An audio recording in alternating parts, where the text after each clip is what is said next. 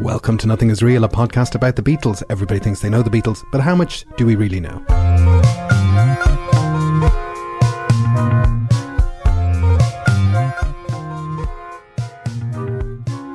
My name is Jason Carty. My name's Stephen Cockcroft. And we are live on tape from Dublin. John Lennon first met Paul McCartney in 1957, and the Beatles actively released music between 1962 to 1970. So when you look at Beatle history, which year has had the greatest impact on the group? And today we're going to look at 1980. We think that is the year that had the greatest impact on how we understand the Beatles today. It has everything to do with 1980. And, I think broadly speaking, to be a Beatles fan in 1979 versus being a Beatles fan in 1981, they are two totally different situations. Absolutely. I think everything fundamentally changed in 1980 in terms of just where the Beatles were culturally and how the public reacted to them, related to them. Yeah. And, we're going to have a little recap first of the where we stand, the state of affairs in 1979, and then we'll kind of walk through 1980 and look at what everybody was doing at that time. So to recap, at the end of the 70s, let's start with Ringo, because in the late 70s it wasn't really a good time for Ringo. His musical career, he was initially the most successful Beatle, wasn't he, in the charts, but he was now at a low point. Yeah, he'd straight out of the traps, post-split, he was outselling Lennon, he was outselling McCartney in terms of singles. He had 8 top 10 hits, 2 number 1 singles. Lennon at one point was joking with Ringo, perhaps you could write me a hit. And so he'd played Ringo the Fourth in 1977. That had been a big flop. He switched from Atlantic Records to a CBS subsidiary. He put out the Bad Boy album. That was another flop. It only got to 129. Terrible record. I have to admit, I've never listened to Bad Boy. Do I need to? No, I know we like to send people back to the records, but that's not a destination anyone need visit. And, it failed to hit the charts in the UK. It only got to 129 in the US. And, it's the 70s was an interesting period. The Beatles had been synonymous with success, and now we're kind of getting to see the reality of the situation. And then by 1979, Ringo had actually become quite unwell. In April 79, he went into hospital in Monte Carlo for a surgical procedure on his intestines, which was very serious apparently, and that's based on a lifetime of medical illnesses. Yeah. However, a few weeks later, he did manage to reach one of the kind of highlights in 1979, which was Eric Clapton's wedding. Yes, so this is one of those sort of legendary almost reunions. So this was Eric Clapton marrying Pattie Boyd, who had been George Harrison's first wife, and he had a band, as you would if you were Eric Clapton, and the invites to the wedding went out to Paul, to George, to Ringo, not to John. No. And there's a little bit of confusion as to why that was the case. Eric says he just forgot. Yeah. Maybe it was just Lennon had been off the scene for a while by that stage, wasn't really... He was in a different country, he was in a different headspace, But Lennon did say afterwards if he'd been invited he would have come. But so at that wedding, the wedding band at one point included Paul, George and Ringo. And so if John had been there, what could have been? And there's some very charming photos of that day with Paul, George and Ringo, with Lonnie Donegan standing in for John. So they managed to make it to that wedding, but apparently they were terrible. And then towards the end of the year, a fire destroys Ringo's home, and he loses... In Hollywood, he loses a load of Beatles memorabilia, and he's still in the throes of addiction at this point. Yes, I mean at this point, in the mid 70s, Ringo was hanging out with Harry Nilsson, with Keith Moon, Alice Cooper, Mickey Dolenz. They called themselves the Hollywood Vampires. Yeah. And he made the comment, we weren't musicians dabbling in drugs and alcohol, we were junkies dabbling in music. Yeah, and I saw a clip recently of Ringo and Keith Moon being phenomenally drunk, and it's, they're being funny and charming, but it's deeply sad, particularly as, Keith Moon was only 32 when he died in 1978. So, it's I think as the years go by, what seemed at the time to be incredible hijinks, amusing rock and roll behaviour. You now kind of look back and think, Ringo has said he lost years of his life. He just didn't know what was going on. So by the time we get to the end of 79, Ringo is not in a good place commercially, critically, and in terms of his health. What's George up to? George, again, George started off well in the 70s. You got All Things Must Pass, Concert for Bangladesh. The 74 tour of America is probably the downturn for him. He's got laryngitis. The tour is very badly received. Sort of a very infamous takedown in Rolling Stone that he was always quite bitter about.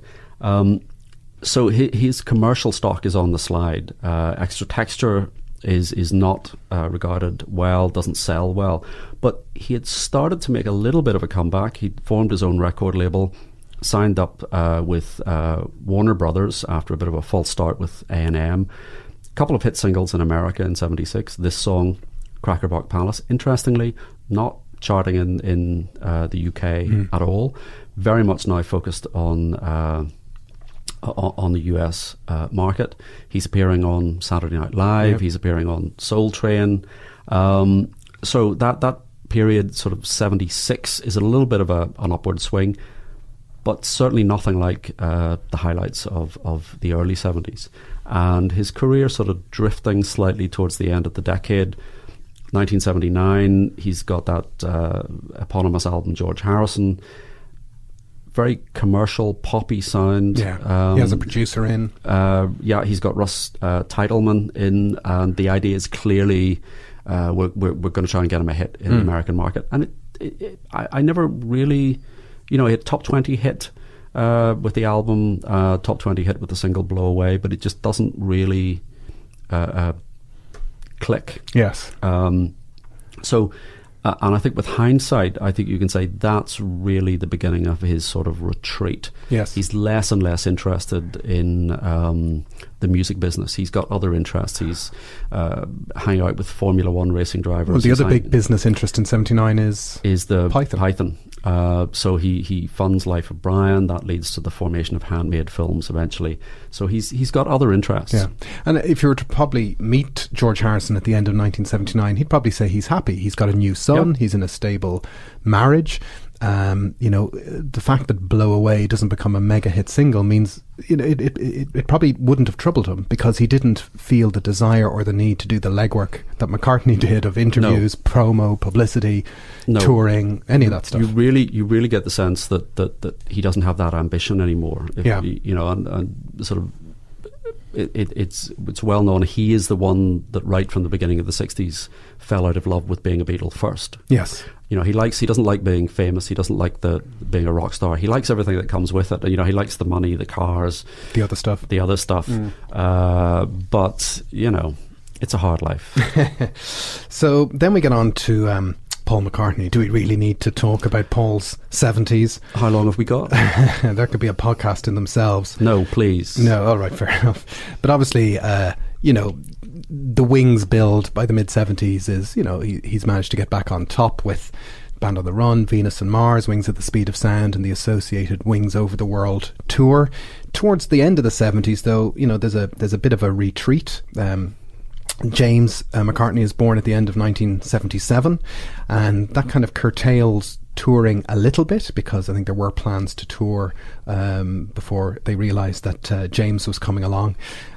He put out Wings put out the London Town album in 1978, and then in 78 they were down to a trio, so they re-expanded to a 5-piece again for the last lineup of Wings, with Holly and Juber joining in on drums and guitar. They were two excellent session players, so that kind of last incarnation of Wings, which if we ever get a Back to the Egg reissue, we might talk about again. But that was a very strong version of Wings, and because they were session players, they were potentially there for the long term. There wasn't any plan that Wings were going anywhere. They were brought in as equal partners. Paul re-signed to Columbia Records in the US for 1979, so there was this big commercial push for his first album on Columbia in the US, which was Back to the Egg. And Back to the Egg, it just doesn't... He starts to kind of slip out of the culture for a bit. It doesn't have any breakthrough hit. You can pick up any Paul McCartney album from the 70s, and if you're a very casual fan, you'll recognise a song or two. I think if you're casual Paul McCartney fan, you look at the back of Back to the Egg, there's not really going to be anything you recognise particularly. No, I mean, the single from that lineup was Good Night Tonight, which doesn't appear on the album. And I think at this stage, with hindsight, McCartney doesn't talk particularly favourably about Back to the Egg. I mean, I personally, and I know you... I love Back to the Egg. love Back to the Egg as well. I think it's one of his strongest solo albums. But he seems to sort of lose a little bit of confidence maybe at that stage. I think that's my take on it anyway. The interesting thing is that final tour, that final Wings UK tour, he's starting to reintroduce Beatles songs. That is the thing. So he does get back on the road. So, he'd finished the mega, Proving Himself World Tour in 76. He had been, he's not shy about getting back onto the road, and he eventually gets back on the road in the UK at the end of 79. And he's playing modest enough venues, but they're full houses. He's got a span of songs. He's playing, things like Hot as Sun from the very first McCartney album. He's coming on stage and opening with Gotta Get You Into My Life with a horn section. The band is ready to go for the next phase of touring in 1980, which we'll touch upon in a second. But he's got a new version of Wings. He's got a set list. He's got a new album. He's figuring out what's going on, and so he finishes the year playing the concerts for the people of Kampuchea. And that gives you an idea of what a 1980s Paul McCartney tour would have looked like. Yes. There are some very good bootlegs. I mean, I think those tours, some of those concerts were recorded. So as you say, if there's a box set for Back to the Egg, that's sort of what we're... Yeah, and he also plays Glasgow on that tour, where the live version of Coming Up is recorded, and that's right at the end of 79 as well. So he's just doing what he's doing, but Wings don't look like they're going anywhere. No, I mean, Wings are still a functioning band, and this is the latest incarnation. And can we talk a little bit about the Kampuchea concert? Yeah, sure.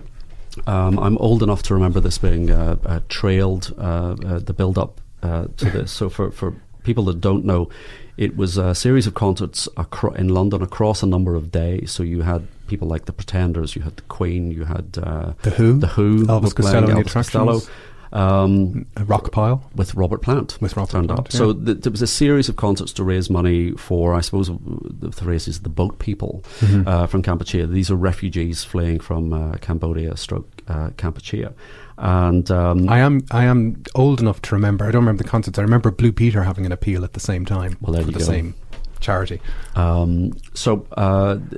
This was something that the UN, I think Kurt Waldheim was the Secretary General, and he had earlier in the year he had been talking about if the Beatles could get back together, that would be great, and we could raise lots of money. And there was a sort of build-up of pressure there, to the extent that there were sort of newspaper headlines saying the Beatles are getting back together again. They're going to be a concert. It's going to be a concert. In fact, what we had with these concerts in London, Graham Thompson, in his biography Behind the Locked Door of George Harrison, says that George and Ringo were on board, not for a reunion, but to appear at the concert. Now, I've not read that anywhere else. Yes. Given, I can see Ringo being prepared to step up and come on stage with Paul. I don't know about George and his state of mind at that time, but Thompson is very clear. But when the publicity started to be around the lines of it's the Beatles, he says they both sort of backtracked. Yeah. Lennon, I think, we talk a little bit about where Lennon was in the late 70s, but I don't think he was ever really on board. But I do recall, would either have been the NME or Melody Maker, doing a little review of the various concerts, including the Wings, the final one, and being very scathing about the fact that, we all were waiting for somebody to come on. But, I think Billy Connolly was the compere, and he was teasing the audience by saying, I don't want to get you excited, but I've just seen the Applejacks backstage. And but the NME, very critical, at the end of the night, no sign of and I think they talk about, a thin-lipped, pointy-nosed cattle farmer with his Japanese wife was a no-show. I mean, a very kind of scathing, mean take on that. But Lennon at that stage, I don't think he was in a place where he would have been interested. But what Paul did have in his back pocket at the end of 79 was the McCartney 2 album, which he had recorded in August on his own on about a 3-week break from general Wings activity, and there'd been a clue at the end of 79 about what was coming, because Wonderful Christmas Time had made its debut, which is, you know, recorded as part of the McCartney 2 sessions. It comes out as a single not credited to Wings, but has Wings in the video. And so it's kind of seen as a kind of a standalone one-off novelty, and so it's not really known yet that he's got more of that kind of in the can. Yes, one-man band madness in the can. So for John Lennon, the end of 1979, people have just assumed that he's retired. Yes, I mean, he's been off the scene really since 75, 76. He made a very public announcement in 1977 saying, that's it, we're just going to take some time to ourselves. That followed the birth of Sean Lennon in 1975. From that point on, he appears on Ringo's 1976 album, Rotogravure. Again, not a great album. There's a track, Cooking in the Kitchen of Love, which is a very kind of perfunctory Lennon song, just the kind of thing you imagine he might write and give away to Ringo. But that's his last appearance of the 70s in a recording studio. He's dabbled with bits and pieces.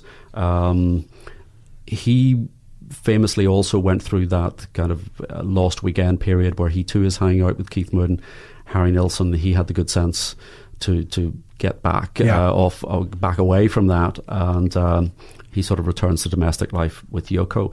The interesting thing is, just before he retreats, he's involved in 3 number 1 hit singles. Yeah, and that's kind of in the States forgotten about in a way. So he sort of, in one sense, he exited on a high. His career had, after the sort of high points of Plastic Ono Band and Imagine, really his career... A bit of a wobble, to put it mildly. I mean, I'm very unimpressed by anything that, you know, there's 1 or 2 songs to pad out a greatest hits, but Sometime in New York City, Mind Games is weak, Walls and Bridges, he talks about that as being kind of hack work. But whatever gets you through the night... Number one single, featuring Elton John. Yeah. That leads to him appearing on stage, Thanksgiving with Elton John. They do Lucy in the Sky with Diamonds, which Elton John has, I think, just released. Yeah, same week. Number 1 single. With John on guitar. With he had this little reggae section in the middle, and that's Lennon doing that. The B-side of that is a cover of One Day at a Time, and I think Lennon plays on that as well.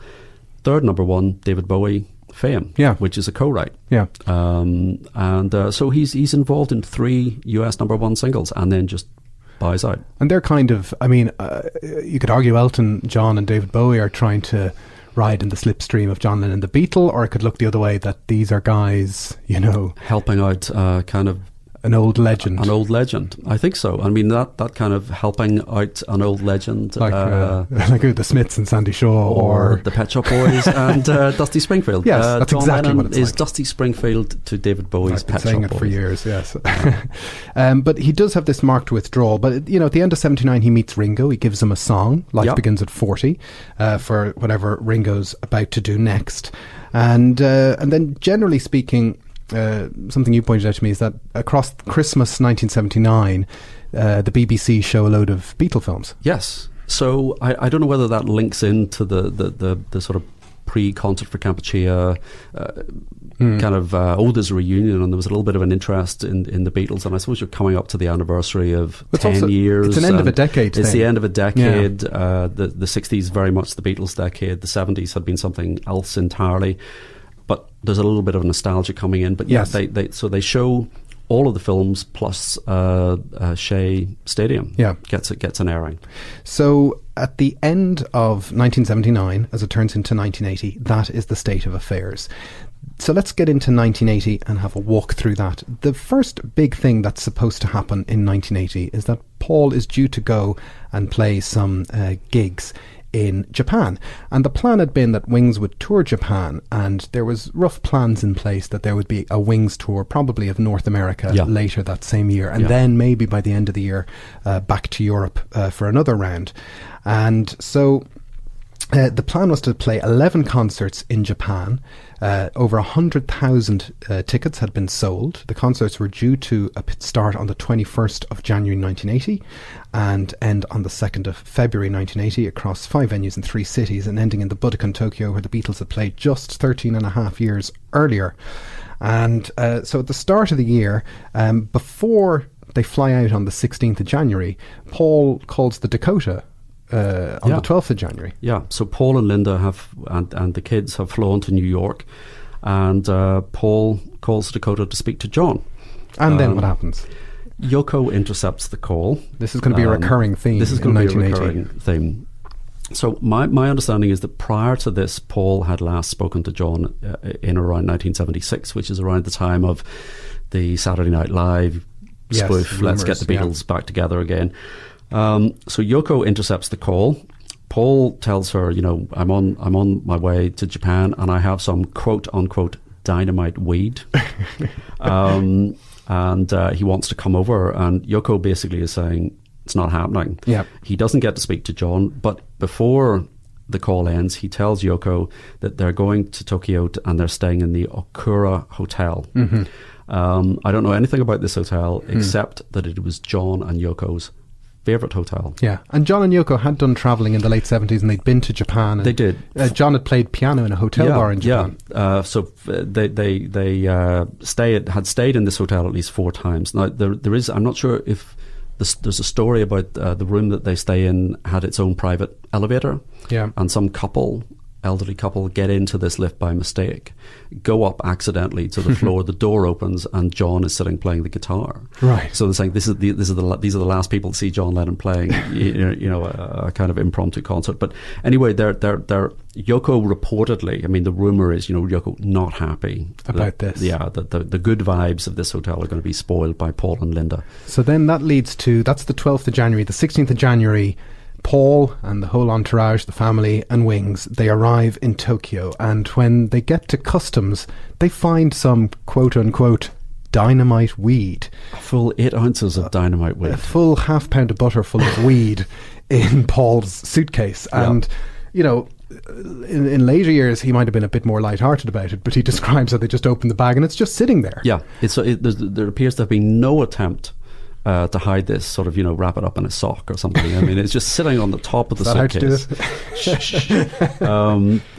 Yes, so he gets arrested immediately, and because he has this large block of drugs in his bag.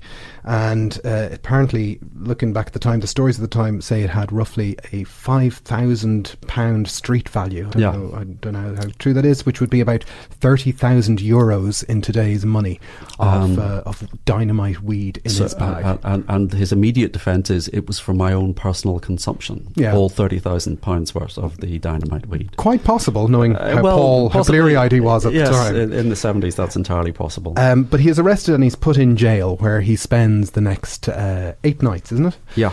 And immediately the tour is cancelled, 100,000 tickets gone, and there are rumours that develop after time that somehow Yoko is involved in this arrest. Yes. And I think they are just rumours. They are just rumours. They're and probably I think fed on the anti-Yoko sentiment that permeates our culture unfairly. Paul has been very quick to say he doesn't believe any of that. But yes. One thing, this is the first time that Paul McCartney has been behind bars since 1960. Oh, yes. In Hamburg, when they allegedly set fire to the Bambi Kino by lighting a condom. That's on the wall. It's quite a rap sheet he's got. You've got the John Eastman, his brother-in-law, is flying to Tokyo. There's a whole sort of diplomatic incident here, because the British consul is involved. This is a top news story. This is going on for several days. Yes. The story is Paul McCartney faces 7 years in a Japanese prison. They're looking. Clearly, the authorities are looking for some way to defuse this, and they're saying, well, he hadn't passed through customs, so maybe we could raise the argument that he hadn't quite landed, or we could just deport him. Yep. And there's a lot of sort of frantic behind-the-scenes activity. One thing is, there was a death as a result of this. Oh. There was a fan yes. called Kenneth Lambert. And Kenneth Lambert was shot dead by police at Miami airport when he turned up with a gun, trying to get on a plane to go and rescue Paul in Tokyo. My goodness. So this is a kind of, the craziness of the Beatle years still kind of hanging around. There is bad mojo in the air. There is bad mojo kicking around. Okay. And so, 16th, he's arrested. He's there for 8 days. There's a big unknown quantity about, what's going to happen to him. Is he staying? Is he going? What deal is going to be cut? After 5 days, Wings leave. Yeah. The other members of Wings leave. Denny Lane heads to the south of France and does a deal for a solo record, which, kind of comes back to destroy the relationship between... Paul extremely unhappy about this. And 5 days into incarceration, there's a telegram of support, isn't there? Yeah, from George, Olivia and Danny. It's great that's what it takes for George to give Paul a thumbs up. Well, now you've had your 5 nights in jail. Now that you're in prison, I'm happy to be your mate. That makes me smile. Famously, George or Paul says that these were the first nights he had ever spent apart from Linda since 1969. Yeah, and again, he talks about it in the Wingspan documentary in whatever that was, 2001, where he in his Paul manner casts a rosy glow on, I tried to get on with the other prisoners and I tried to sing songs and we had jokes, but I didn't really know what was happening on the outside. And he writes a book. He does. Doesn't he? Or is it in prison or when he comes out of prison? When he comes out of prison, he kind of commits this to writing with his sort of a diary, which is called Japanese Jailbird. There you go. A little subtle. But he's never released it, but he's apparently locked it in a vault. Well, we're looking forward to seeing that someday. In 50 years' time. In 50 years' time. When he is unwell. In terms of sort of the rumours, there's Howie Casey, who is a musician that was sort of goes all the way back to sort of Liverpool. He's the musician that said, don't bring the Beatles to Hamburg. They're a terrible band. They're no good. But he was actually touring as part of the horn section in Wings, and his take on this is that Paul was taking the rap for Linda.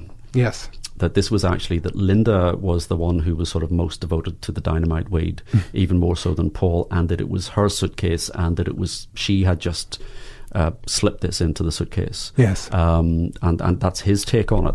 Steve Hawley. Yeah. His take is that he thinks that possibly consciously or subconsciously Paul wanted to scupper the tour. Yeah. That he hadn't been particularly enamoured with the live band and the live performances, and was really kind of growing tired of the Wings, the band setup. Yeah. And I suppose that might, at least the growing tired aspect, might tie in with the McCartney 2 having been recorded. But there's also the notion that Paul just didn't get stopped at customs. Yeah. He's Paul McCartney. Well, this was Ringo's take, was sort of, you've got to be careful, and it was stupid. I mean, he's much less sympathetic. He's just saying, well, it was a stupid thing to do. Yes. And the other little interesting footnote is that normally you would have insurance, tour insurance against, all of these various cancellations. Only due to an administrative oversight, the insurance had lapsed. Right. So this was completely absent, and all those ticket cancellations had to be paid for. Otherwise than through insurance. So. And so that one incident of having the weed, getting arrested, means that Wings will never play live again. Yeah. So there's never another Wings concert after that.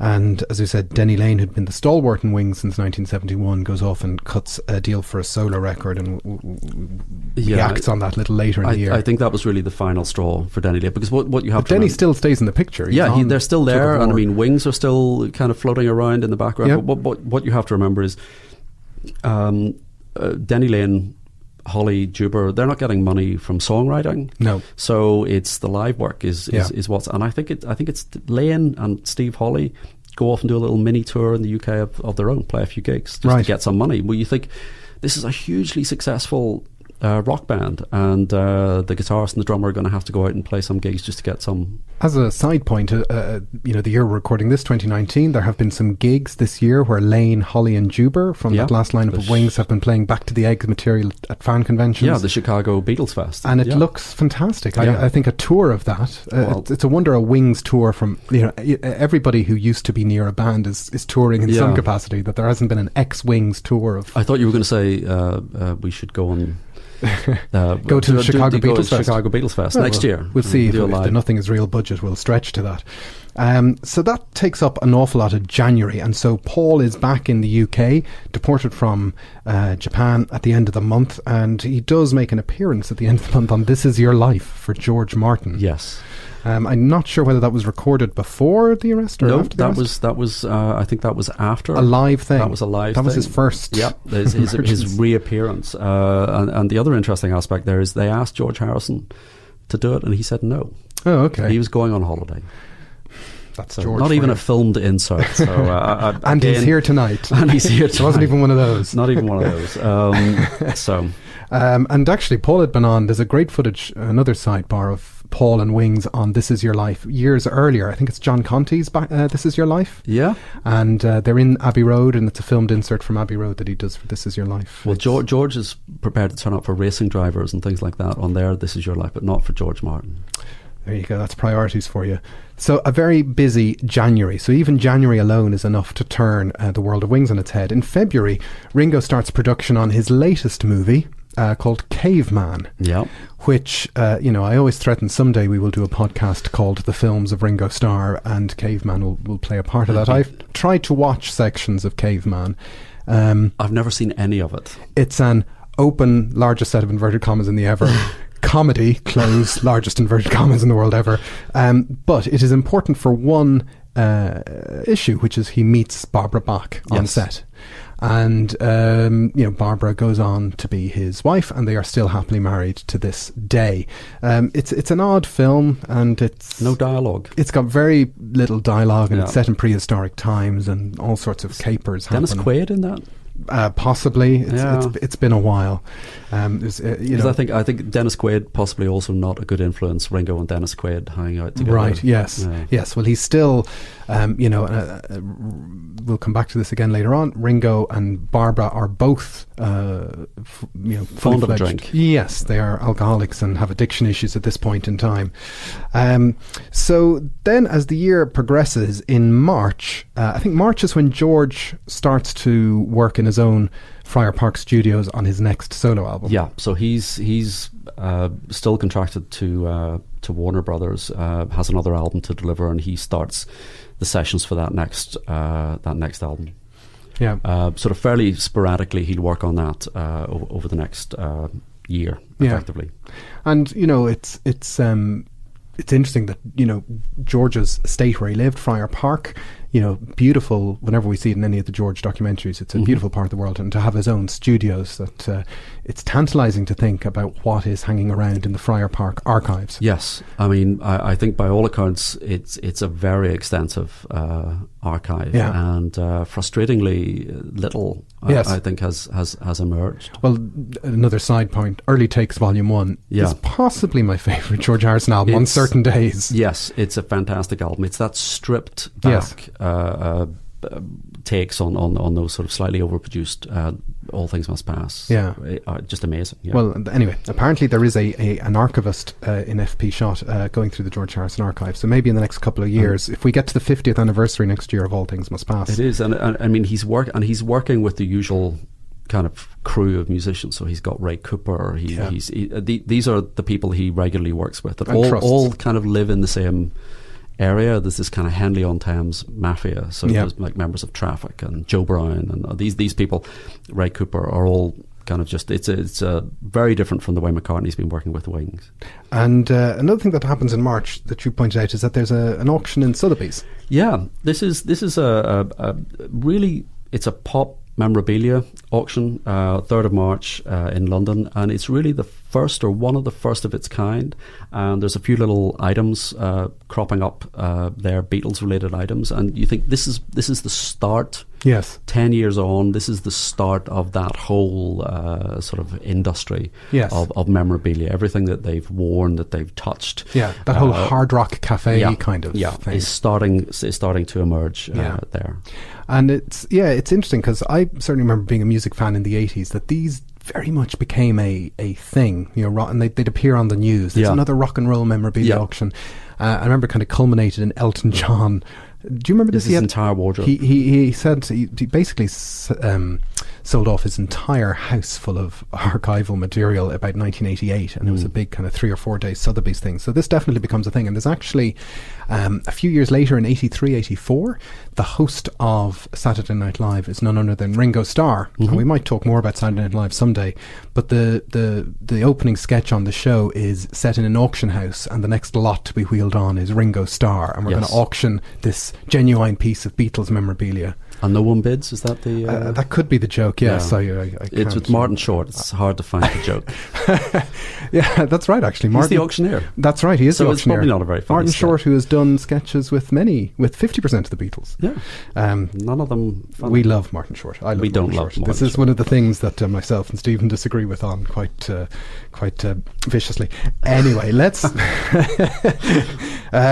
so that's March, and at the end of March, the Rarities LP comes out in the US. Yes. And, it's interesting because we talked in the compilations episode that there's lots of repackaging going on in the late 70s, early 80s.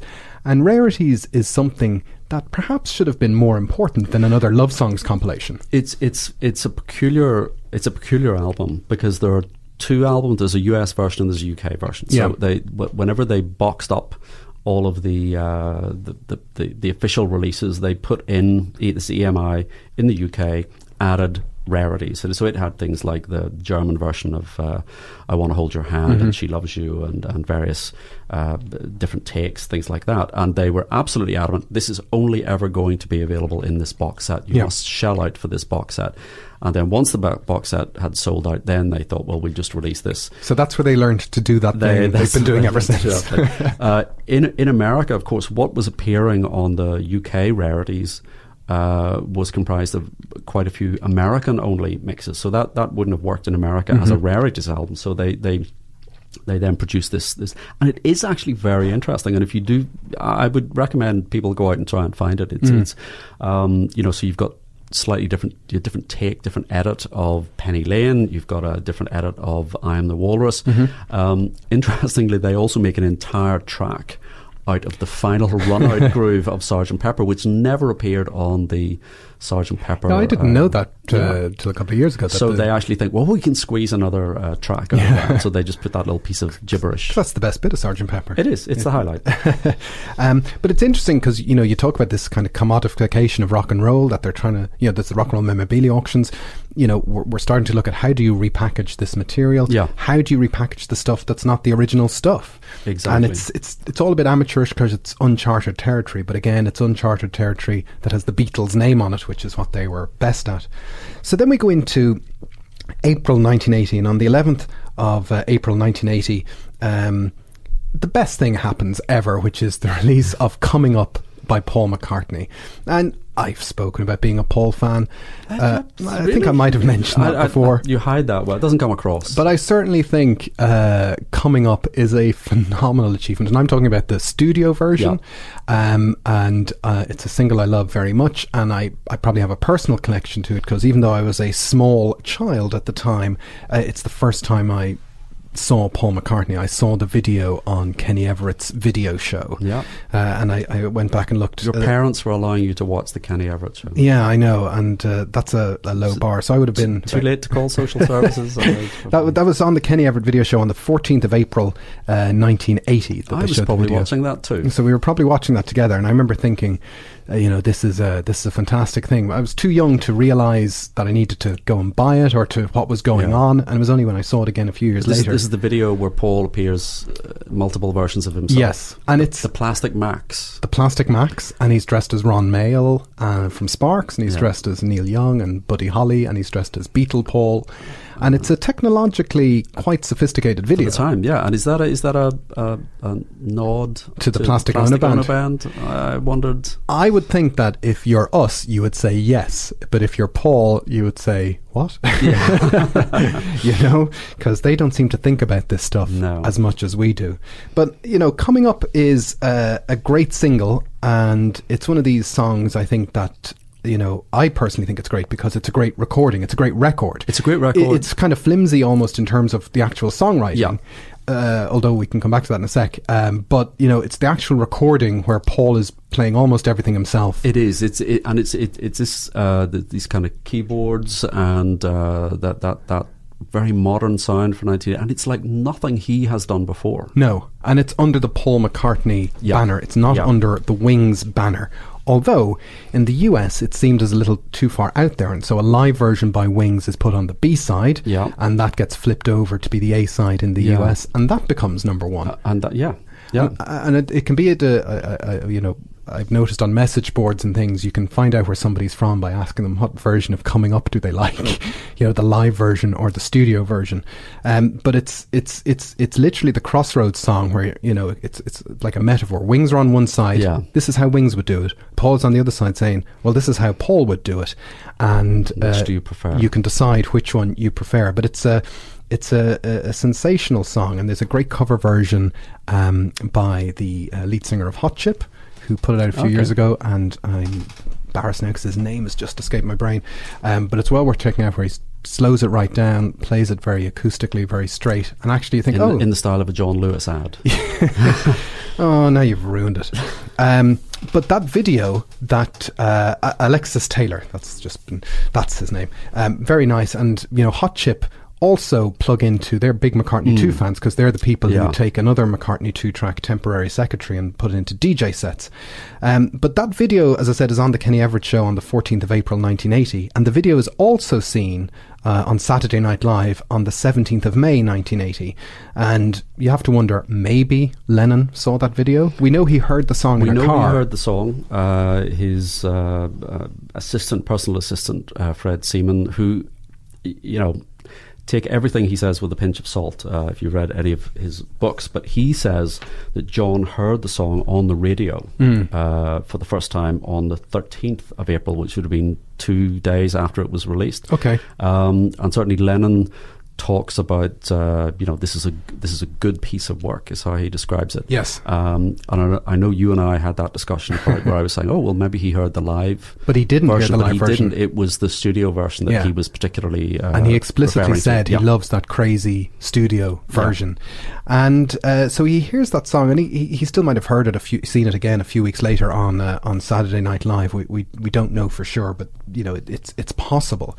And the thing I've wondered is, you know, did what happened, you know, Coming Up was a massive hit, and it is a great song, but did the publicity from January, after coming off the back end of a very sort of beige 1979 Back to the Egg, did the publicity in January put Paul McCartney back in the public consciousness, and people were like, they might have thought, oh, this is the song this is his inspiration post Japan, even though it was recorded before Japan? Well, I mean, I think that old chestnut about, you know, no such thing as bad publicity, you know, it's kind of, maybe suddenly McCartney's a little bit edgy. Yeah. You know, Wings 1976 were a kind of hard rocking band. Yeah. Wings Over America, you know, very kind of, it's a rock album. Yes. Then suddenly you've got 1978, you've got London Town, a lot of keyboards. That's a kind of mishmash of styles, but the big hits are With a Little Luck, London Town, Mull of Kintyre is end of 77. So that Wings have really become desperately uncool. Yes. And I mean, I remember buying London Town and being mocked mercilessly by everybody in my class at school for liking Paul McCartney and Wings. So they were deeply, deeply uncool. The kind of change, the harder edge of Back to the Egg really hadn't reversed that or turned things around critically or commercially. So I think, yeah, you know, I suspect that publicity probably did him no harm. Yeah.